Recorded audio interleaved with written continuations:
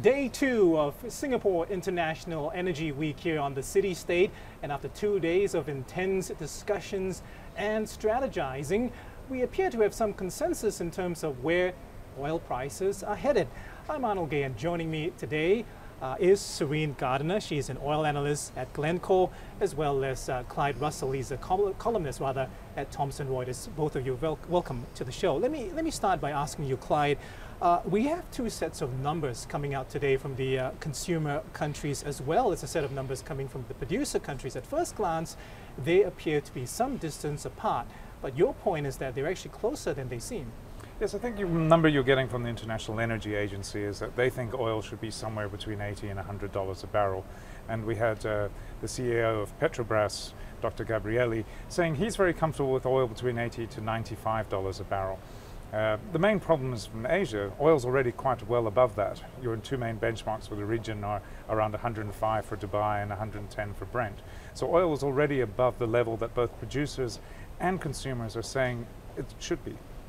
Serene, your thoughts on this? I mean, where do you see oil in terms of fundamentals, supply and demand fundamentals? From the fundamental side, what we do have is that for 2012, there's going to be, 1.5 or thereabouts of refining capacity expansion. Much of it will be laden within China and India, where demand is organically growing.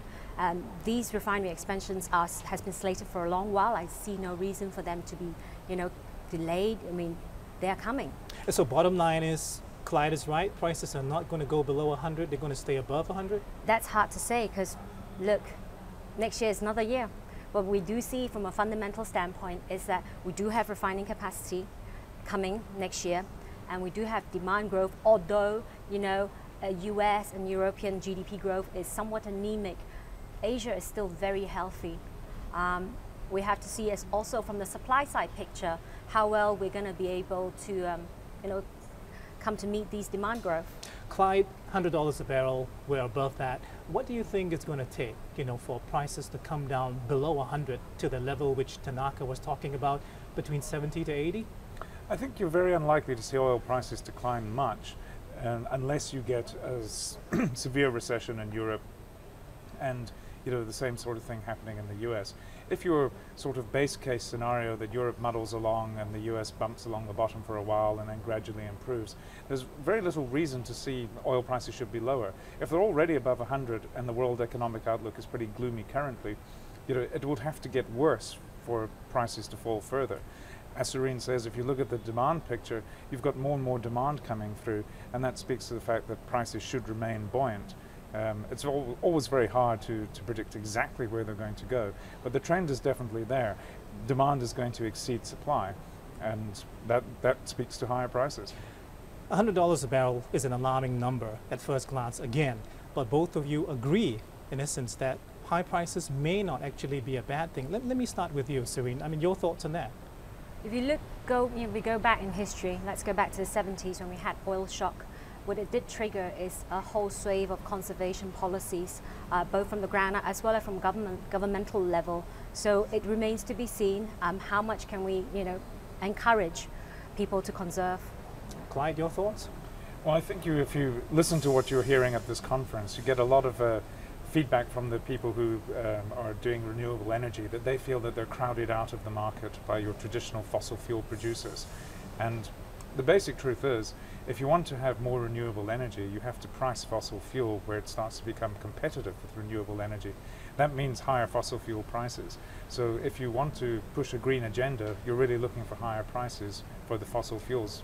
And I think that's where you have to go. If you want to drive technical innovation in other types of energy, you need to price fossil fuels at a higher level. Is that at all possible? I mean, you're talking about removal of subsidies, which obviously is a politically charged issue in many Asian countries. Well, I think Asian countries are starting to take steps to remove subsidies. The Chinese have floated their petrol prices and their diesel prices a little bit more, same in India. But I think what you really need to get is a point where they want to remove all the subsidies and actually start looking at taxing fuel products more like what Europeans do, and then use the revenue raised from that to address the welfare issues around helping the poor populations.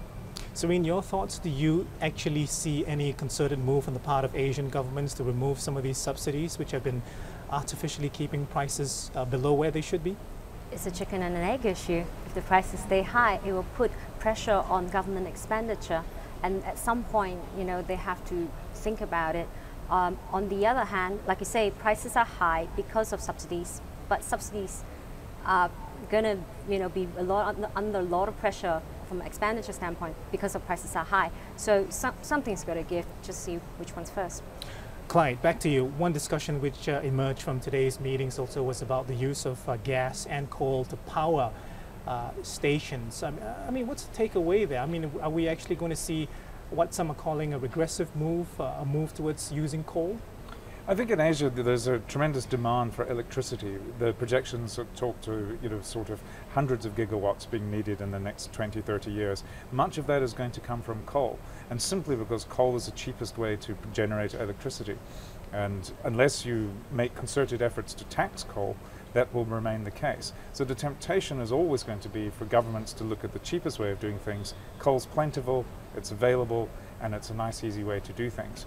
They're not really that focused upon the carbon emissions point and whether it is indeed causing global warming and whether that should be the number one priority. Right now, the number one priority is cheap energy, and that's coal. Okay. Clyde, we'll leave it there. Thank you very much. That's Clyde Russell, columnist at Thomson Reuters, and also to our guest, Serene Gardiner, who is an oil analyst at Glencore. I'm Arnold Gay here in Singapore at the International Energy Week for Reuters.